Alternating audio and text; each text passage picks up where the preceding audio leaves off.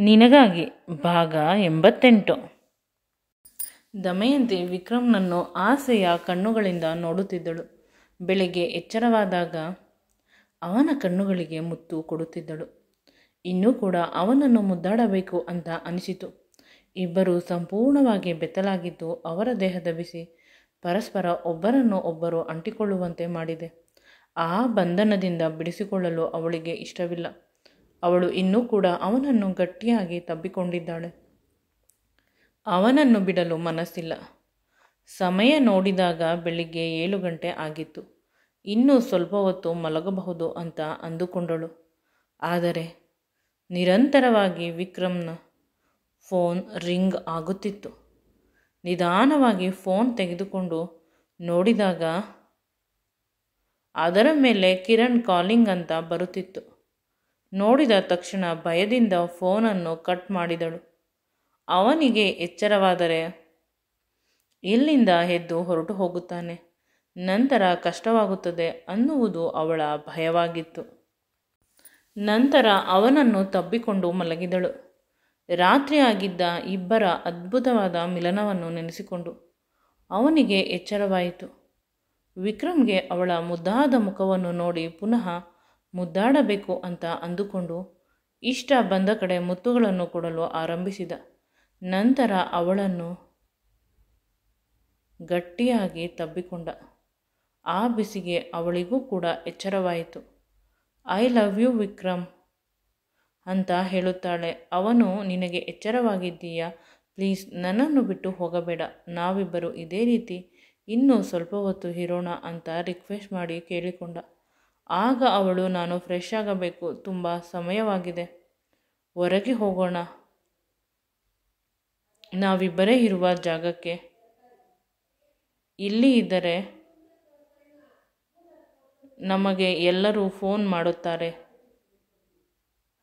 ಯಾರಾದರೂ ಬರುತ್ತಾರೆ, ನಾವಿಬ್ಬರು ಯಾರೂ ಇಲ್ಲದ ಜಾಗಕ್ಕೆ ಹೋಗೋಣ ಅಂತ ಅವಳು ಅವನ ತುಟಿಗೆ ಮುತ್ತನ್ನು ಕೊಟ್ಟಳು.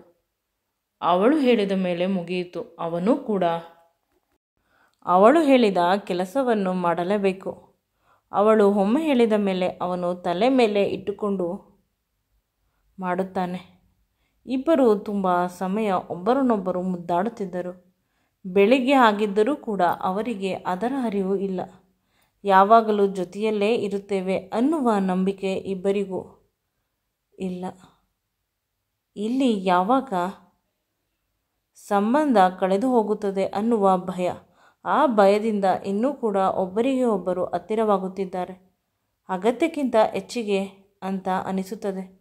ನಂತರ ಅವಳು ಅವನನ್ನು ಗಟ್ಟಿಯಾಗಿ ತಬ್ಬಿಕೊಂಡಳು.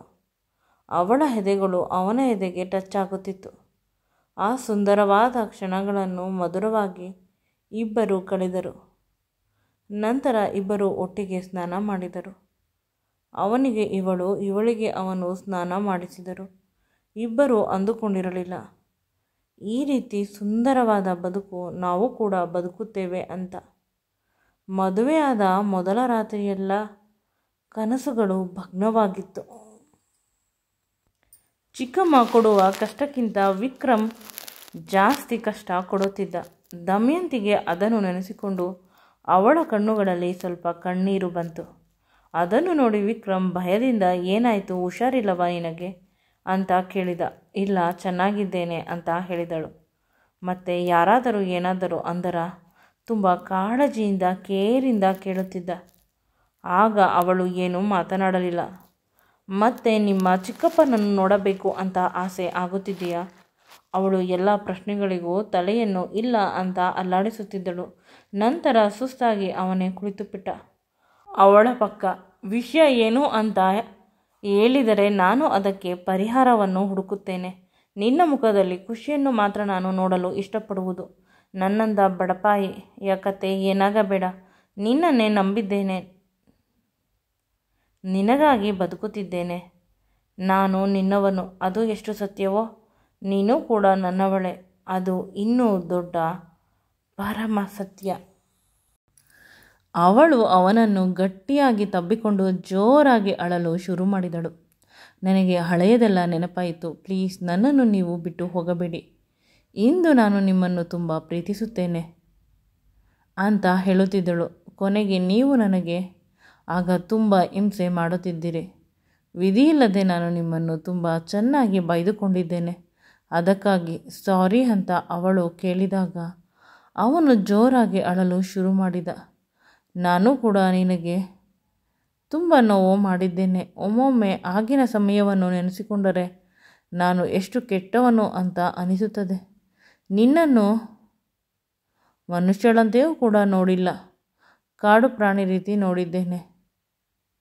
ಕಾಡು ಪ್ರಾಣಿಯನ್ನು ಇನ್ನೂ ಚೆನ್ನಾಗಿ ಪ್ರೀತಿ ಮಾಡುತ್ತಾರೆ ಅಂತ ಜೋರಾಗಿ ಅವಳ ಬಳಿ ಕ್ಷಮೆ ಕೇಳುತ್ತಾನೆ. ಇಬ್ಬರು ತುಂಬ ಸಮಯಗಳ ಕಾಲ ಇವನನ್ನು ಅವಳು ಕ್ಷಮೆ ಕೇಳುವುದರಲ್ಲಿ ಮಗ್ನವಾಗಿರುತ್ತಾರೆ. ಅವರಿಬ್ಬರು ಇದೇ ತಮ್ಮ ಕೊನೆಯ ದಿನ ಅನ್ನುವ ರೀತಿ ಆಡುತ್ತಿದ್ದಾರೆ. ವಿಚಿತ್ರವಾಗಿ ಪದೇ ಪದೇ ಕಿರಣ್ ವಿಕ್ರಮ್ ಫೋನ್ಗೆ ಕಾಲ್ ಮಾಡುತ್ತಿದ್ದಾನೆ. ಆದರೆ ಅವನ ಫೋನನ್ನು ಸ್ವಿಚ್ ಆಫ್ ಮಾಡಿ ಇಟ್ಟಿರುವುದರಿಂದ ಅವನಿಗೆ ಕಷ್ಟವಾಗುತ್ತಿದೆ. ಅಲ್ಲೇ ಇದ್ದ ಸೂರ್ಯ ಕೇಳುತ್ತಾರೆ ಏನು ಸಮಸ್ಯೆ ಅಂತ. ಆಗ ಅವನು ಯೋಚಿಸುತ್ತಿರುತ್ತಾನೆ. ನಿನಗೆ ಹೇಳಬೇಕು ಅಂತ ಅನಿಸಿದರೆ ಹೇಳು, ನಿನ್ನ ಪರ್ಸ್ನಲ್ ಆದರೆ ಬೇಡ, ಏನಾದರೂ ಸಹಾಯ ಮಾಡುವುದಾದರೆ ಮಾಡುತ್ತೇನೆ ಅಂತ ಸೂರ್ಯ ಹೇಳಿ ಆ ಕಡೆ ಹೋಗುತ್ತಿರಬೇಕಾದಾಗ ಕಿರಣ್ ಹತ್ತಿರ ಬಂದು, ಅಂಕಲ್, ವಿಕ್ರಮ್ ಫೋನ್ ತೆಗೆಯುತ್ತಿಲ್ಲ, ಸ್ವಿಚ್ ಆಫ್ ಮಾಡಿದ್ದಾನೆ. ರಾತ್ರಿ ಪೂರ್ತಿ ಅವನು ಮನೆಯಲ್ಲಿ ಇರಲಿಲ್ಲ. ನನಗೆ ಅವನದೇ ಚಿಂತೆ. ಆಗ ಸೂರ್ಯ, ಅವನಿಗೆ ಮದುವೆ ಆಗಿದೆ, ನೀನು ಚಿಂತೆ ಮಾಡಬೇಡ, ಅವನ ಹೆಂಡತಿ ಚಿಂತೆ ಮಾಡುತ್ತಾಳೆ, ಅವರಿಬ್ಬರು ತುಂಬ ಅನ್ಯೋನ್ಯವಾಗಿದ್ದಾರೆ. ಅವನು ಏನು ಮಾಡುವುದಾದರೂ ಕೂಡ ದಮಯಂತಿಗೆ ಏಳೆ ಮಾಡುವುದು. ಯಾರಾದರೂ ವಿಕ್ರಮ್ ವಿರುದ್ಧವಾಗಿ ಜಗಳ ಮಾಡಿದರೆ ಅಂಥವರ ವಿರುದ್ಧವಾಗಿ ಅವಳು ತುಂಬ ಕೋಪದಿಂದ ಅವರನ್ನು ಎದುರಿಸುತ್ತಾಳೆ. ಅವಳು ಯಾವುದೋ ಒಂದು ಜನ್ಮದ ಅದೃಷ್ಟದ ಫಲ ಅವನ ಪಾಲಿಗೆ. ಅವಳು ಎಲ್ಲ ನೋಡಿಕೊಳ್ಳುತ್ತಾಳೆ. ಅವನ ಕೋಪ ಹೆಚ್ಚಾಗುತ್ತಿದೆ. ಕೈಯನ್ನು ಗಟ್ಟಿಯಾಗಿ ಹಿಡಿದುಕೊಳ್ಳುತ್ತಿದ್ದಾನೆ. ಆದರೆ ಇದೆಲ್ಲ ವಿಕ್ರಮ್ನ ಅಪ್ಪನಿಗೆ ಅರ್ಥವಾಗುತ್ತಿಲ್ಲ. ಅವನು ಇನ್ನು ದಮಯಂತಿಯನ್ನು ಹೊಗಳುತ್ತಿದ್ದಾನೆ. ಕಿರಣ್ ಅಲ್ಲಿಂದ ಹೋಗುತ್ತಿದ್ದ. ವಿಕ್ರಮ್ನ ಅಪ್ಪ ಸುಮ್ಮನಿದ್ದರೆ ಸಾಕಿತ್ತು. ಅವನು ಈ ಮಾತನ್ನು ಹೇಳಿ ಇನ್ನೂ ಹಾಳು ಮಾಡಿದ. ಅವನು ಹೇಳಿದ, ಅವರಿಬ್ಬರು ರೆಸಾರ್ಟ್ನಲ್ಲಿ ಇದ್ದಾರೆ, ಮನೆಯಲ್ಲಿ ಇದ್ದರೆ ಅವರಿಗೆ ಕಂಫರ್ಟಬಲ್ ಇರುವುದಿಲ್ಲ. ಅವಳು ತುಂಬ ಒಳ್ಳೆಯ ಹುಡುಗಿ, ಗಂಡನನ್ನು ಬಿಟ್ಟು ಉಳಿದವರನ್ನೆಲ್ಲ ನೋಡಿಕೊಳ್ಳಲು ಸಮಯ ಸಿಗುತ್ತದೆ, ಅಷ್ಟು ಕೆಲಸ ಮಾಡುತ್ತಾಳೆ.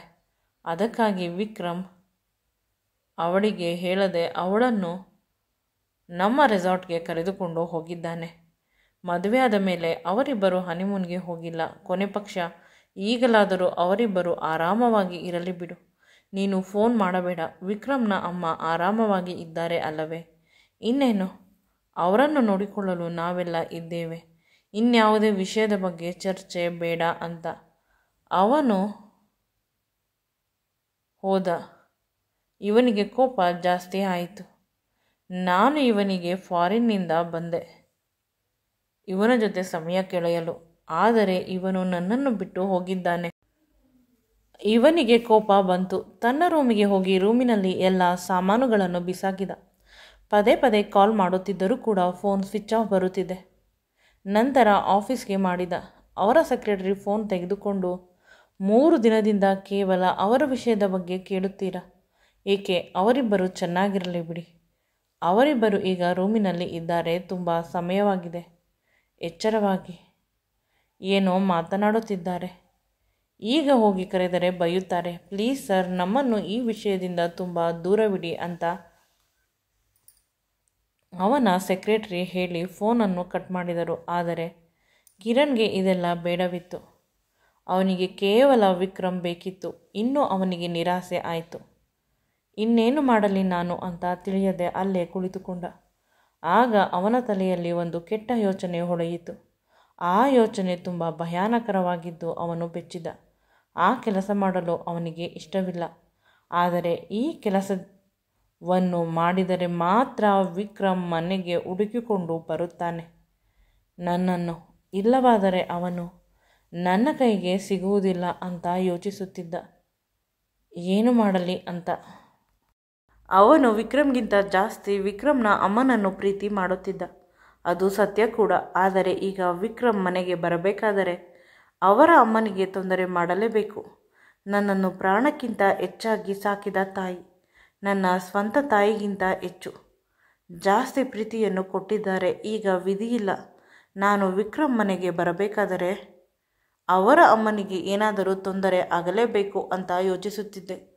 ಇಲ್ಲಿ ಇವರು ಯೋಚಿಸುತ್ತಿದ್ದರೆ ಅಲ್ಲಿ ಅವರಿಬ್ಬರು ಫ್ರೆಶ್ ಆಗಿದ್ದಾರೆ. ಮನೆಗೆ ಹೋಗಬೇಕು, ಅಮ್ಮನನ್ನು ನೋಡಬೇಕು ಅಂತ ಇಬ್ಬರು ತುಂಬ ಕಾತುರತೆಯಿಂದ ಕಾಯುತ್ತಿದ್ದಾರೆ. ಆದರೆ ಅಷ್ಟರಲ್ಲಿ ಅವನ ಕೈಯಲ್ಲಿದ್ದ ಅವರ ಅಮ್ಮನ ಫೋಟೋ ಕೆಳಗೆ ಬಿದ್ದಿತು. ಈ ಫೋಟೋ ರೆಸಾರ್ಟ್ ಶುರುವಾದಾಗ ಮೊದಲು ಇಟ್ಟಿದ್ದು ನನ್ನ ತಾಯಿ ಅಂತ. ಆದರೆ ಇಂದು ಆ ಫೋಟೋ ಕೆಳಗೆ ಬಿದ್ದಿದ್ದನ್ನು ನೋಡಿ ಅವನಿಗೆ ನಿಜವಾಗಲೂ ಕೂಡ ಅನಿಸಿತು, ಏನೋ ಅಪಶಕುನ ನಡೆಯುತ್ತಿದೆ, ನನಗೆ ತಿಳಿಯದೆ ಅದೇನೋ ಅಂತ ನಾನು ಕಂಡು ಹಿಡಿಯಬೇಕು ಅಂತ ಅಲರ್ಟ್ ಆದ. ನಂತರ ದಮಯಂತಿ, ಯೋಚಿಸಬೇಡಿ, ದೇವಸ್ಥಾನಕ್ಕೆ ಹೋಗಿ ಅತ್ತೆ ಹೆಸರಿನಲ್ಲಿ ಅರ್ಚನೆ ಮಾಡಿಸಿ ಹೋಗೋಣ, ಎಲ್ಲ ಸರಿ ಹೋಗುತ್ತದೆ ಅಂತ ಹೇಳಿದಳು. ಮುಂದೆ